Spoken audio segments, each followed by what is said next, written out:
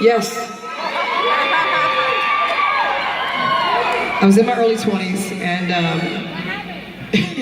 what had happened was I spent a lifetime. I spent my entire my elementary school days, my middle school years, my high school years, growing up with this fusion of both old and new music. I had inherited an extensive record collection from my parents, and my parents, they were avid music lovers, and I inherited this music. I had like 45s. If anybody knew me in high school, I probably had like a head wrap on, a turban, and a book bag. And in that book bag, I used to carry vinyl. I used to carry stacks and stacks of vinyl along with my books, hence the minor scoliosis that I've had to deal with since then. But I would carry this music around with me, and I grew up listening to this music. It was almost religiously the way that I embraced this music. I listened to this music. It was like a mantra, you know, almost like my own form of ritual. This music became my conservatory, my academy. It taught me. I grew up on Stevie Wonder, on Marvin Gaye, on Aretha Franklin.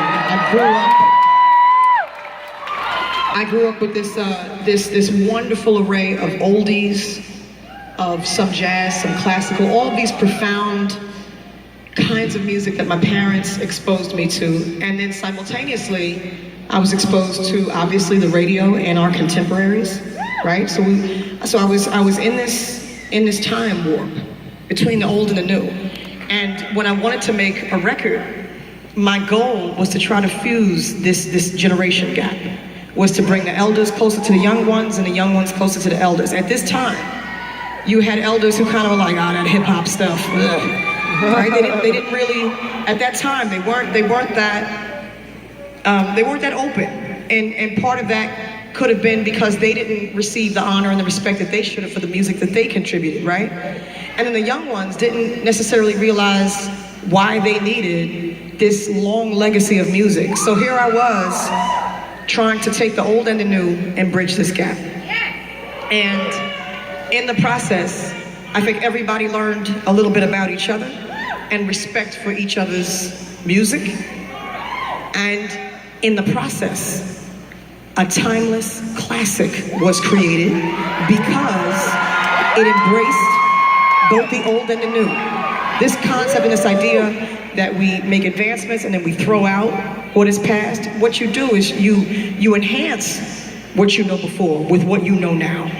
You know, our elders are not disposable. That's not disposable wisdom. It's wisdom, and it roots and it grounds what we do, right? So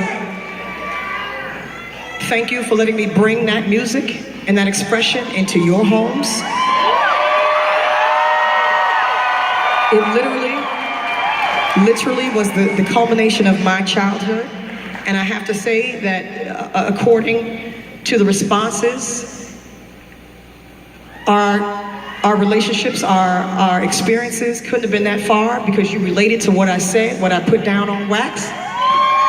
And we want to thank you, you know, for 20 years. I've been sustained by this album for I've been performing this album for 20 years.